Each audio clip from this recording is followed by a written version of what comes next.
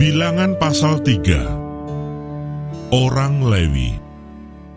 Inilah keturunan Harun dan Musa pada waktu Tuhan berfirman kepada Musa di Gunung Sinai. Nama anak-anak Harun ialah yang sulung Nadab, kemudian Abihu, Eleazar dan Itamar.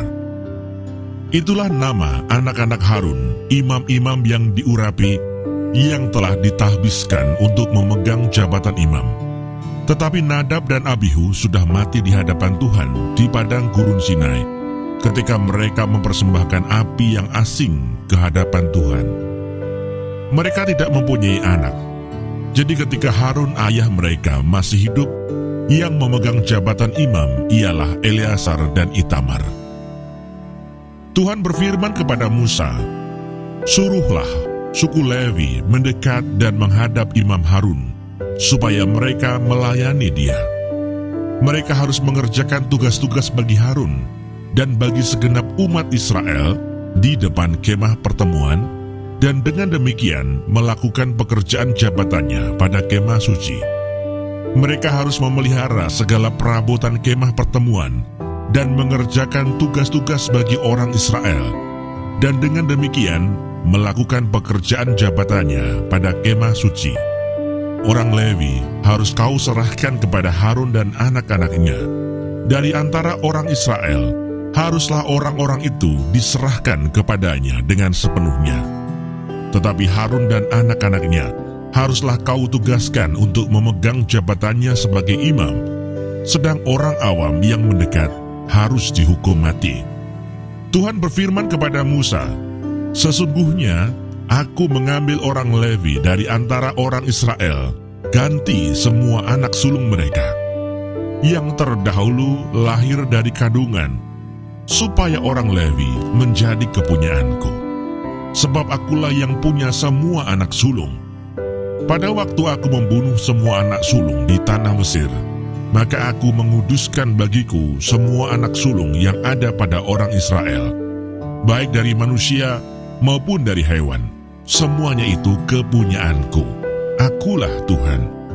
Tuhan berfirman kepada Musa di padang gurun Sinai, "Catatlah Bani Lewi menurut puak-puak dan kaum-kaum mereka. Semua laki-laki yang berumur 1 bulan ke atas harus kau catat." Lalu Musa mencatat mereka sesuai dengan titah Tuhan, seperti yang diperintahkan kepadanya. Inilah anak-anak Lewi dengan nama mereka: Gerson, Kehat, dan Merari. Inilah nama-nama anak Gerson dan kaum-kaum mereka: Libni dan Simei. Anak-anak Kehat dan kaum-kaum mereka ialah Amram, Yisar, Hebron, dan Uziel. Anak-anak Merari dan kaum-kaum mereka ialah Mahli dan Musi. Inilah kaum-kaum orang Lewi yang ada dalam puak-puak mereka. Puak Gerson terdiri dari kaum Libni dan kaum Simei. Itulah kaum-kaum Gerson. Jumlah pencatatan mereka ketika semua laki-laki yang berumur 1 bulan ke atas dicatat ada 7.500 orang. Kaum-kaum Gerson ini berkemah di belakang kemah suci di sebelah barat. Pemimpin puak Gerson ialah Eliasaf bin Lael, yang harus dipelihara oleh Bani Gerson dalam kemah pertemuan ialah kemah suci dan kemah dengan tudungnya, tirai pintu kemah pertemuan, layar pelataran dan tirai pintu pelataran yang ada sekeliling kemah suci, dan mesbah dan talinya, termasuk segala pekerjaan yang berhubungan dengan semuanya itu. Puak Kehat terdiri dari kaum Amran, kaum Yisar, kaum Hebron, dan kaum Uziel. Itulah kaum-kaum Kehat.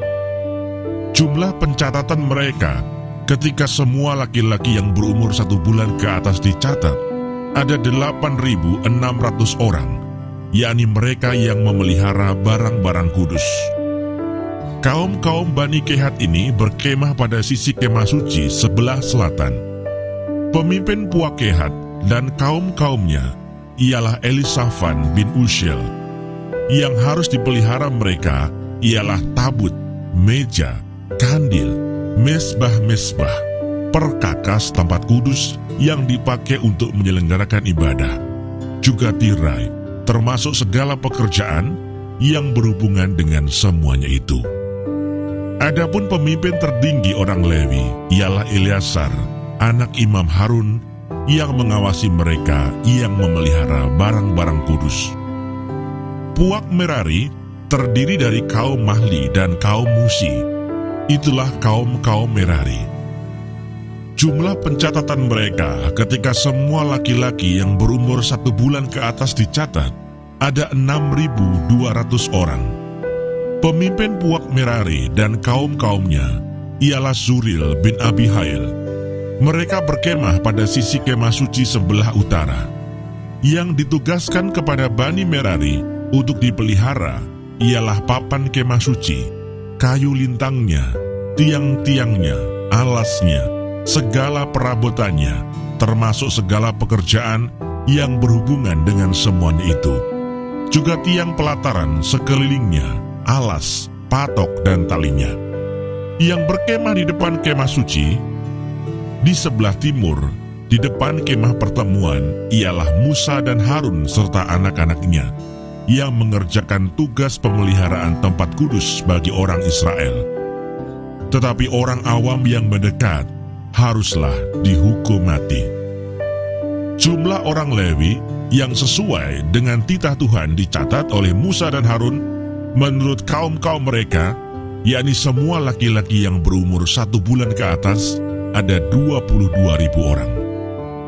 Lalu berfirmanlah Tuhan kepada Musa, catatlah semua anak sulung laki-laki Israel yang berumur 1 bulan ke atas, lalu hitunglah jumlah mereka, dan ambillah orang-orang Lewi bagiku, akulah Tuhan, sebagai ganti semua anak sulung yang ada pada orang Israel.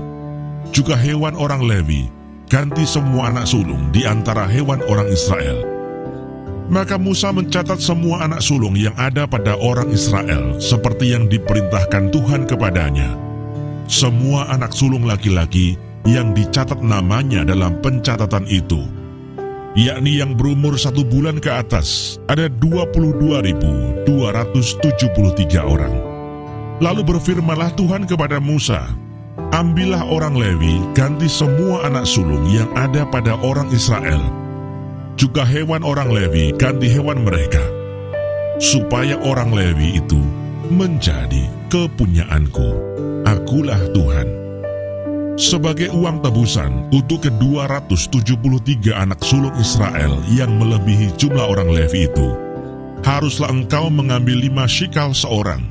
Engkau harus mengambilnya menurut shikal kudus. Shikal ini 20 gera beratnya. Berikanlah perak itu kepada Harun dan anak-anaknya sebagai uang tebusan untuk orang-orang yang kelebihan itu.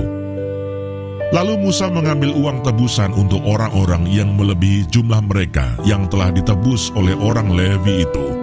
Daripada anak-anak sulung Israel diambilnya perak itu 1.365 shikal, ditimbang menurut shikal kudus.